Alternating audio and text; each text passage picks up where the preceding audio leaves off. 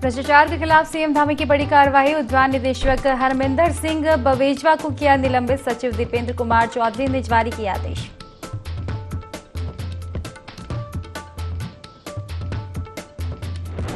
रुड़की में युवक की मौत पर बवाल। ग्रामीणों ने पुलिस पर किया पथराव। 2 इंस्पेक्टर समेत एक दरोगा घायल। आसपास के क्षेत्र में धारा 144 लागू।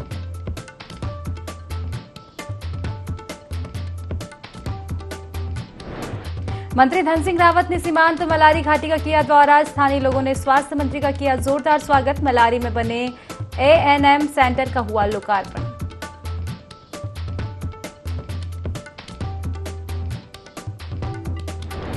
लोहाघाट में मूसलाधार बारिश से जनजीवन अस्त व्यस्त। बारिश से थमी जंगलों में लगी आग। लोगों को मिली गर्मी से राहत।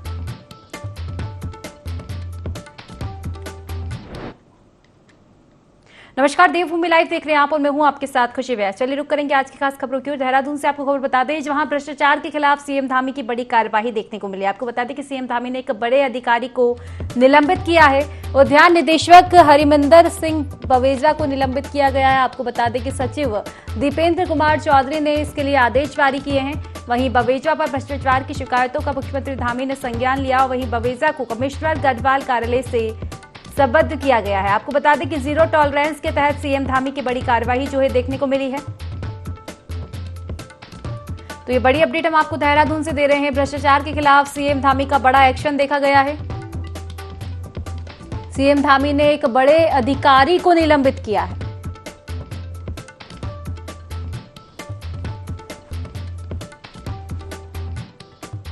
देखिए, लगातार भ्रष्टाचार के खिलाफ सीएम धामी की बड़ी कार्रवाई देखने को मिल रही है। इसी के चलते देहरादून से हम आपको पूरी अपडेट दे रहे हैं, जहां पर एक बार फिर से सीएम धामी ने बड़ी कार्रवाई को अंजाम दिया है। उद्यान निदेशक हरमिंदर बवेजा को निलंबित किया गया है। चलिए विस्तार से जानकारी लेंगे। हमारे संवाददाता विनय हमारे साथ सीधा लाइव जुड़ चुके हैं। विनय, एक बार फिर से भ्रष्टाचार के खिलाफ सीएम धामी का एक्शन नजर आया, क्या कुछ जानकारी? जी बिल्कुल, देखिए जिस तरीके से यहाँ पर प्रदेश के मुख्यमंत्री पुष्कर सिंह धामी हैं, उन्होंने साफ लफ्जों में यहाँ पर जो है अधिकारियों को और सचिवों को बोल दिया था कि कोई भी अगर जो भ्रष्टाचार के आरोप में यहाँ पर दिखाई देता है या फिर कोई भी भ्रष्ट अधिकारी किसी तरीके की जो है किसी के खिलाफ शिकायत आती है तो उसके खिलाफ जो है यहाँ पर कार्रवाई की जाएगी। उसी को देखते हुए एक बड़ा फैसला जो है सीएम धामी ने यहाँ पर लिया है। और यहाँ पर देखा जाए तो जो उद्यान विभाग के जो निदेशक थे हरमिंदर बवेजा, उनको यहाँ पर निलंबित कर दिया गया है, क्योंकि काफी लंबे समय से उनके खिलाफ जो है शिकायतें यहाँ पर आ रही थी, जिसको देखते हुए एक बड़ा फैसला सीएम धामी द्वारा जो है यहाँ पर लिया गया है। जी बिल्कुल, मैंने कहा जा सकता है कि सीएम धामी ने कहीं ना कहीं एक तौर पर ये साफ कर दिया है कि जो बड़े अधिकारी उन पर भी कार्यवाही की जा सकती है। तो कहीं ना कहीं अब इस तरह के मामले जो है वो भी थमेंगे, क्योंकि एक बड़े अधिकारी पर इस बार कार्रवाई की गई है।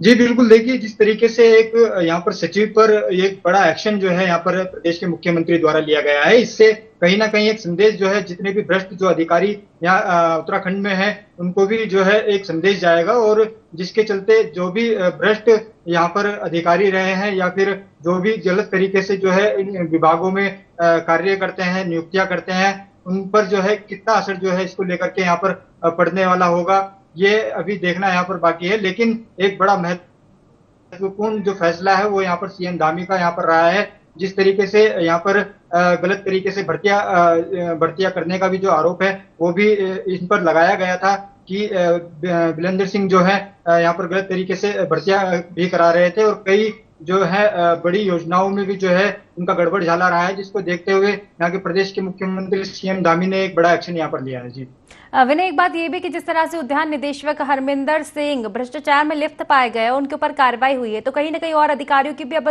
जांच पड़ताल की जाएगी उनके कामों की, कि क्या और कोई भी ऐसे अधिकारी है जो भ्रष्टाचार में लिप्त पाए गए हैं? जी बिल्कुल, देखिए जिस तरीके से यहाँ पर प्रदेश के मुख्यमंत्री सीएम धामी का यहाँ पर जो है लगातार मॉनिटरिंग चल रही है। अधिकारियों को और सचिवों को जो है लगातार वो यहाँ पर देख रहे हैं और सबको उन्होंने हिदायत भी दी है कि किसी भी अधिकारी के या सचिव के खिलाफ किसी भी तरीके की जो है यहाँ पर शिकायत आती है, भ्रष्टाचार में लिप्त अगर पाया जाता है तो उसका बख्शा नहीं जाएगा। और जो है उनके खिलाफ सख्त से सख्त जो है कार्रवाई यहाँ पर की जाएगी। ऐसे में जो है यहाँ पर साफ दिखता है कि किस तरीके से जो है प्रदेश सरकार यहाँ पर एक कठोरता का जो कदम है वो यहाँ पर अपना रही है और किसी को यहाँ पर नहीं बख्शा जाएगा। इसकी जो बात है वो भी यहाँ पर सीएम धामी ने यहाँ पर अपने इस फैसले से यहाँ पर दिखा दी है। चलिए, फिलहाल बहुत बहुत शुक्रिया तमाम जानकारी साझा करने के लिए विनय। तो चलिए इसी के साथ खबरों में आगे बढ़ेंगे। जहां देहरादून में पूर्व मुख्यमंत्री हरीश रावत की पोस्ट पर सियासत जारी है। आपको बता दें कि पोस्ट में रावत ने मोटे अनाज का मुद्दा उठाया है, जिसके बाद बीजेपी प्रवक्ता वीरेंद्र बिष्ट ने कांग्रेस पर गंभीर आरोप लगाते हुए कहा कि अगर कांग्रेस के कार्यकाल में काम किए गए होते तो आज काश्तकारों को परेशान नहीं होना पड़ता। वहीं दूसरी ओर कांग्रेस प्रवक्ता शीशपाल सिंह बिष्ट ने आरोपों पर पलटवार करते हुए कहा कि पूर्व में हरीश रावत सरकार ने मोटे अनाजों को राष्ट्रीय बाजार से जोड़ने का काम किया था। अगर सरकार पूर्व की कांग्रेस नीतियों को आगे बढ़ाती है तो किसानों को लाभ मिलता है, लेकिन सरकार मोटे अनाजों को बढ़ावा देने के लिए गंभीर नहीं है। इसके मुख्यमंत्री जी ने कोदा झंगोरा के लिए कुछ किया होता तो आज कोदा झंगोरा के जो काश्तकार हैं उनको दिक्कत और परेशानी नहीं होती। पुष्कर सिंह धामी जी का जो उत्तरकाशी दौरा था वो इसी का प्रयोजन था कि जो हमारा स्थानीय जो मोटा अनाज है, जो हमारा कोदा झंगोरा है, उससे लोग प्रोत्साहित हों, प्रेरणा हों, और उसी को प्रोत्साहित करने के लिए उन्होंने खुद जाकर खेत में हल भी लगाने का काम किया, जोतने का काम किया है और मंडुआ को गूंथने का भी काम किया है। देखिए, भारतीय जनता पार्टी जो मोटे अनाज की बात कर रही है, अगर वो हरीश रावत जी की सरकार के दौर में किए गए कार्य जो उत्तराखंड की नकदी फसलों के लिए हरीश रावत जी ने किया, अंतर्राष्ट्रीय स्तर पर उनको पहचान दिलाने का प्रयास किया था, अगर उन्हीं की नीतियों को आगे बढ़ाती तो निश्चित तौर पर उत्तराखंड की खेती किसानी को भी लाभ होता और सरकार की भी वाहवाही होती। लेकिन सरकार जो है अपने नए मापदंड लेकर के आई है। सरकार के पास उसके लिए कोई दूरगामी नीति नहीं है, कोई व्यवस्था नहीं है। घोषणाएं बहुत हो रही हैं, लेकिन उस पर सरकार 2 कदम भी आगे नहीं बढ़ पाई।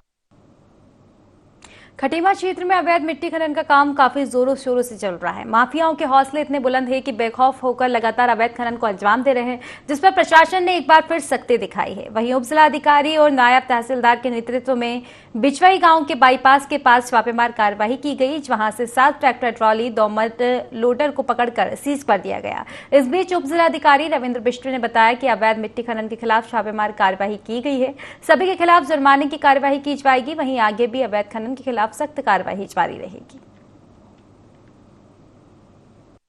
मिली थी कि बिचई में बाईपास के पास अवैध खनन चल रहा है, तो उसी की जांच के लिए हम वहाँ पर पहुँचे थे, साथ में नायब तहसीलदार साहब थे, और हमने देखा वहाँ पर अवैध खनन चला, तो हमने जो वहाँ पर ट्रैक्टर ट्रॉलियाँ हैं उनको सीज किए। तो कुल मिलाकर हमने 7 ट्रैक्टर ट्रॉलियाँ और 2 मड लोडर सीज कर दिए। खेत की नपाई भी हमने कर दी है और जो खेत मालिक है उसके खिलाफ भी जुर्माना कार्रवाई की है। खबरों में आगे बढ़ेंगे। जहां हरिद्वार में किसानों की समस्याओं को लेकर 3 दिवसीय आयोजित राष्ट्रीय अधिवेशन शिविर का समापन हुआ, जिसमें भारतीय किसान यूनियन अम्बावत के राष्ट्रीय अध्यक्ष चौधरी ऋषिपाल अम्बावत के नेतृत्व में देश के कोने कोने से आए किसानों ने हिस्सा लिया। वहीं शिविर में किसानों की कई समस्याओं को लेकर प्रस्ताव पारित किए गए। साथ ही उत्तराखंड की समस्याओं को लेकर मुख्यमंत्री के नाम पर प्रशासन को ज्ञापन भी सौंपा गया। इस दौरान राष्ट्रीय अध्यक्ष चौधरी ऋषिपाल ने कहा कि 3 दिवसीय राष्ट्रीय अधिवेशन में कई प्रस्ताव पास किए गए हैं, जिसमें किसानों की कर्ज माफी, एमएसपी समेत किसानों की बकाया राशि दिलाए जाने की मांग भी शामिल है। किसान यूनियन अम्बावत का गुट है, इनके द्वारा मांगों को लेकर 6 मांगों को लेकर एक ज्ञापन माननीय प्रधानमंत्री भारत सरकार को पुरस्कृत दिया गया, जो मेरे द्वारा प्राप्त किया गया। इनकी 6 मांगे हैं। पहली मांग है कि देश के सभी किसानों का संपूर्ण कर्जा माफ किया जाए। नंबर 2, फसलों पर एमएसपी पर कानून बनाया जाए। नंबर 3, उत्तराखंड में अवैध खनन पर पाबंदी लगे। चौथी है, हरिद्वार के अंदर 5 किलोमीटर के अंदर शराब के ठेके बंद हो। गन्ने के किसानों का संपूर्ण भुगतान जल्द से जल्द किया जाए। और एक इनकी अंकिता भंडारी हत्याकांड केस की इसका जांच कराकर 200 करोड़ रुपए की सजा दिलाई है। किसान का उत्पीड़न का है, कर्जे माफी का है, एमएसपी का है और गन्ने का रेट का है। किसान अब जागरूक हो चुका है और किसान जागरूक हो चुका है तो ये समझ लो सरकार की खैर नहीं है, लेकिन जिस उम्मीद से वोट दी वो उस उम्मीद से चले नहीं। उत्तराखंड महिला कांग्रेस की प्रदेश अध्यक्ष ज्योति रौतेला लोहाघाट पहुंची, जहां वे महिला कांग्रेस सम्मेलन में शामिल हुई। सम्मेलन में लोकसभा चुनाव की रणनीति तैयार की गई। इस मौके पर ज्योति रौतेला ने धामी सरकार पर निशाना साधते हुए कहा कि जनता भाजपा शासन में बेरोजगारी, भ्रष्टाचार और महंगाई से परेशान हो चुकी है। युवा बेरोजगार घूम रहे हैं, महिलाओं के साथ अत्याचार बढ़ गया है। प्रदेश की जनता भाजपा के शासन से तंग आ चुकी है। ज्योति रौतेला ने कहा कि 2024 के लोकसभा चुनाव में देश एक बार फिर से कांग्रेस का परचम लहराएगा। सरकार सड़क पे, रोड पे जनता के बीच में तो कहीं नहीं दिखाई दे रही है। आज वो बच्चे जिनको उन्होंने बोला था कि हम लोग आपको 1 महीने के अंदर आपकी समस्याओं का हल करेंगे, जो पेपर लीक, इतने सारे पेपर लीक हुए थे, उनका सॉल्यूशन निकालेंगे, आज वो बच्चे कल से फिर से गांधी पार्क पे धरने पे बैठ चुके हैं, क्योंकि वो इस प्रदेश की आने वाले भविष्य की बात है। लेकिन ये सरकार केवल फोटोजीवी सरकार हो गई है। अपना प्रचार करना मुख्यमंत्री जी जान रहे हैं, और वो हमारे जो प्रदेश के लोग हैं, जो जनता के लोग हैं, चाहे वो महंगाई से परेशान है, चाहे वो बेरोजगारी से परेशान है, उसके बारे में कोई बात नहीं कर रहे हैं। हमारी बेटी के लिए, न्याय के लिए कोई बात नहीं कर रहे हैं। केवल वो अपने आप को प्रमोट करने की कोशिश कर रही है। तो ये जो बीजेपी की सरकार है, इसकी कथनी और करनी में बहुत बड़ा फर्क है, और धामी सरकार हर जगह फेल। हल्द्वानी में भाजपा के महाजनसंपर्क अभियान के तहत MBPHV कॉलेज के सभागार में भाजपा ने संयुक्त मोर्चा सम्मेलन आयोजित किया। इस दौरान 2024 के लोकसभा चुनाव के मद्देनजर केंद्र सरकार के 9 वर्ष पूर्ण होने पर केंद्र सरकार की उपलब्धियों को कार्यकर्ताओं से घर घर पहुंचवाने का आह्वान किया गया। भाजपा के पूर्व प्रदेश महामंत्री गजराज बिष्ट ने कहा कि संयुक्त मोर्चा के सम्मेलन में सभी मोर्चों के कार्यकर्ताओं और पदाधिकारियों को निर्देशित किया गया है कि वह केंद्र सरकार की उपलब्धियों को जनता तक पहुंचाएं, जिससे 2024 में देश में सेवा, सुशासन और पारदर्शी सरकार के मद्देनजर नरेंद्र मोदी को प्रधानमंत्री बनाया जा सके। के अंदर भारतीय जनता पार्टी का महाजनसंपर्क अभियान प्रारंभ है।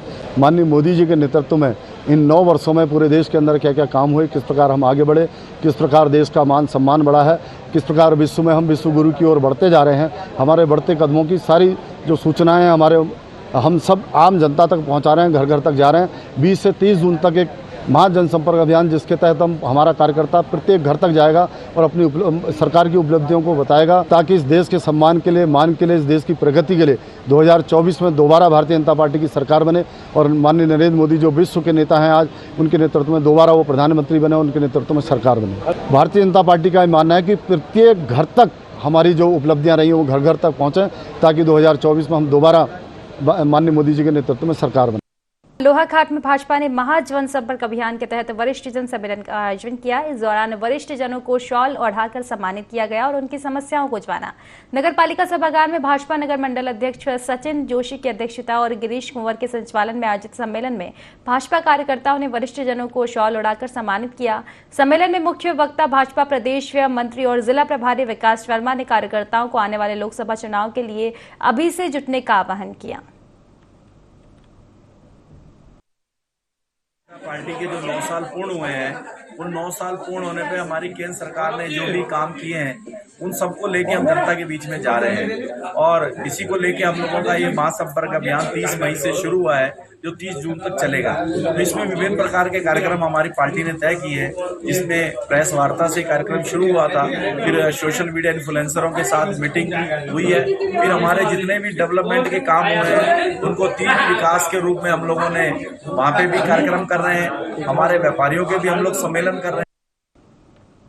नाथूराम गोडसे को लेकर पूर्व मुख्यमंत्री त्रिवेंद्र सिंह रावत के बयान पर घमासान मचा हुआ है। इसी कड़ी में यूथ कांग्रेस के कार्यकर्ताओं ने प्रदेश अध्यक्ष सुमित्र भुल्लर के नेतृत्व में विरोध स्वरूप त्रिवेंद्र रावत के आवास को घेरने की कोशिश की, लेकिन पुलिस ने विधानसभा भवन के समीप प्रदर्शनकारियों को बैरिकेडिंग कराकर रोक लिया। इससे आक्रोशित प्रदर्शनकारियों ने जमकर अपना आक्रोश व्यक्त किया। इस दौरान यूथ कांग्रेस के प्रदेश अध्यक्ष सुमित्र भुल्लर ने कहा कि पूर्व मुख्यमंत्री त्रिवेंद्र रावत ने महात्मा गांधी के हत्यारे नाथूराम गोडसे को देशभक्त करार दिया है। उन्होंने कहा कि यह आजादी की लड़ाई लड़ने वाले स्वतंत्रता संग्राम सेनानियों का अपमान है।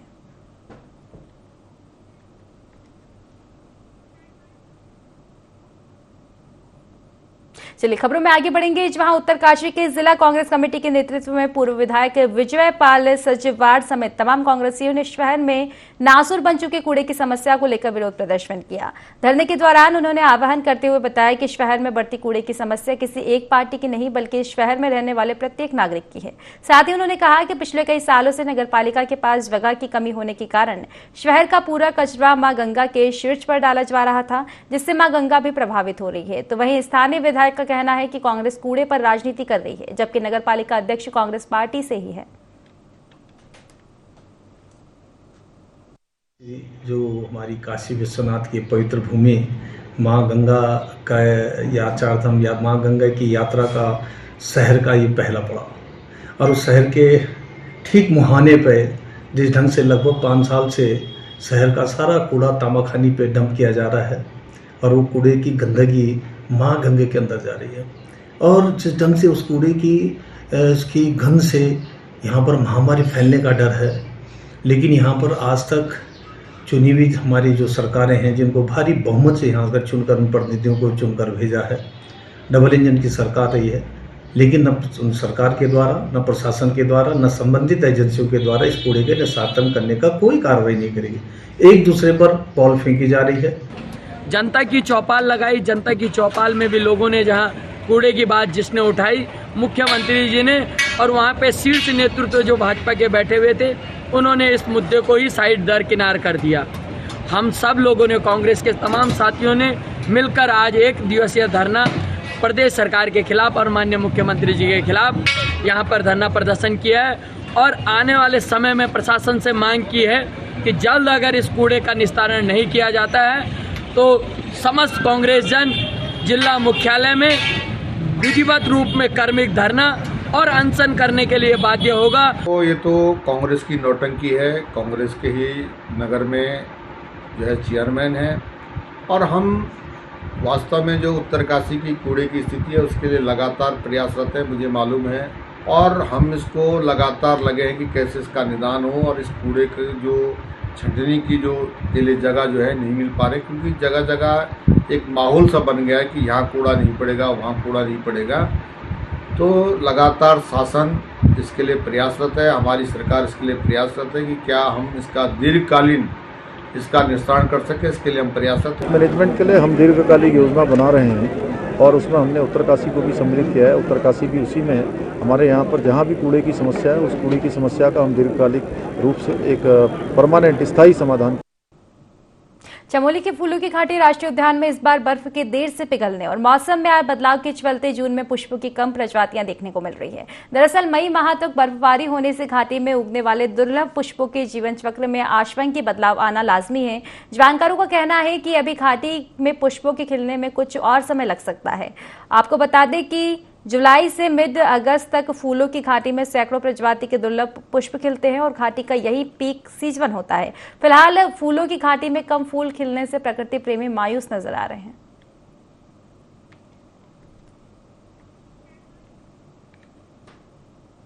उधम सिंह नगर के किचवा में पुलिस ने प्रलोभन देकर धर्मांतरण कराए जाने मामले का खुलासा किया है। पुलिस ने इस मामले में उत्तर प्रदेश के बरेली निवासी विकास कुमार और अंकित पाल को गिरफ्तार किया है। प्रार्थना सभा के नाम पर ये धर्मांतरण का एजेंडा चला रहे थे, जिसकी सूचना के बाद हिंदूवादी कार्यकर्ताओं ने मौके पर पहुंचकर हंगामा किया था। हंगामे के बीच प्रार्थना सभा में मौजूद 2 विदेशी मौके से फरार हो गए।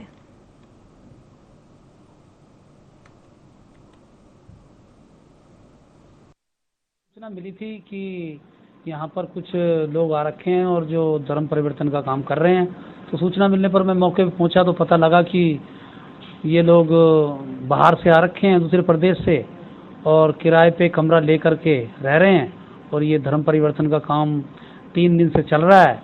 और ये कह रहे हैं कि जन्मदिन है हमारे यहाँ, 3 दिन से टेंट वेंट लगा करके खाना पीना चल रहा है इनका, और ये गरीब लोगों को बहला फुसला करके धर्म परिवर्तन करने का प्रयास कर रहे हैं, और क्लासें लगा करके ये धर्म परिवर्तन करा रहे हैं। ये भोले भाले लोगों को, हमारे यहाँ बंगाली समाज के लोग रहते हैं, उनको बहलाना फुसलाने का प्रयास कर रहे हैं। बाकी तो जो भाग गए हैं, कुछ 2 लोग, एक महिला एक पुरुष विदेशी हैं, बाकी कुछ हिरासत में लिए गए हैं, उनसे ही पूछताछ चल रही है। मौके पर हमारी सूचना पर मौके पर पुलिस पहुंची थी। कल आजाद नगर के पूर्व प्रधान है कोली जी, उनके द्वारा एक तहरीर अज्ञात के खिलाफ दी गई, जिसमें उनके द्वारा बताया गया कि कुछ लोगों द्वारा बंगाली कॉलोनी में धर्मांतर कराने की कोशिश की गई है। इस संबंध में तहरीर दाखिल होने के संबंध में तत्काल मुकदमा पंजीकृत किया गया, टीमें गठित करके 2 लोगों को गिरफ्तार किया गया। जो लोग भोले भाले लोगों को बहला फुसला कर धर्मांतर कराते थे, और इस संबंध में कप्तान साहब महोदय का सख्त आदेश है कि उनके विरुद्ध कार्रवाई की जाए। जो भी सख्त से सख्त कार्रवाई होगी उनके खिलाफ की जाएगी।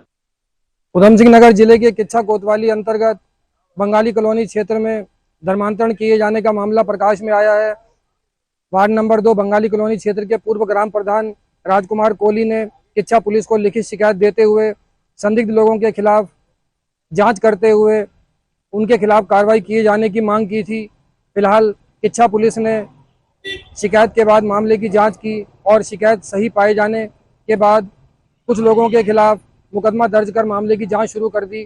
किच्छा कोतवाली में पुलिस क्षेत्राधिकारी ओम प्रकाश शर्मा ने मामले का खुलासा करते हुए बताया कि धर्मांतरण के इस मामले में पुलिस ने 2 लोगों को गिरफ्तार किया है, जिनके द्वारा प्रार्थना सभा तथा पैसे व जमीन रोजगार का लालच देकर धर्मांतरण कराया जा रहा था।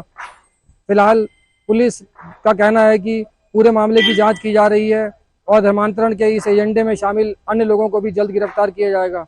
अपने सहयोगी यशवंत के साथ राजू सहगल, IND 24 न्यूज किच्छा।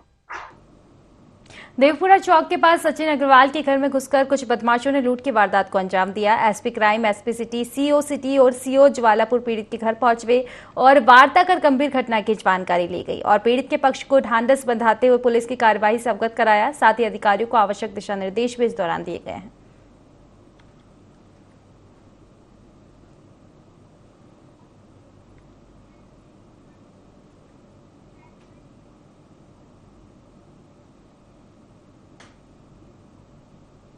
हरिद्वार में कॉस्मेटिक की दुकान से चोरी होने का एक वीडियो सोशल मीडिया पर काफी वायरल हो रहा है। वीडियो में 2 महिलाएं कॉस्मेटिक की दुकान से खरीदारी करने के बहाने सामान चोरी करते साफ दिखाई दे रही है, जिसकी पूरी वारदात CCTV कैमरे में कैद हो गई और वीडियो सोशल मीडिया पर वायरल हो रहा है। जानकारी के मुताबिक बीते 2 दिन पहले ही ज्वालापुर क्षेत्र में इन्हीं महिलाओं ने चोरी की वारदात को अंजाम दिया था। तो वहीं वीडियो वायरल होने के बाद पुलिस ने भी संज्ञान लेते हुए आरोपी महिलाओं की तलाश शुरू कर दी है।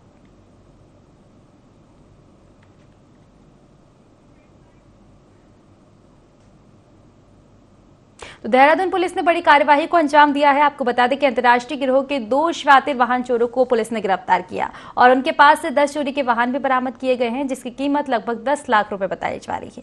उनके पास से उत्तराखंड के साथ साथ उत्तर प्रदेश राज्य के वाहन भी बरामद किए गए। वहीं SSP ने बताया कि दोनों आरोपी मजदूरी करते थे, जिनमें एक मैकेनिक था। वहीं SSP ने अपनी टीम को 5,000 का इनाम भी घोषित किया है।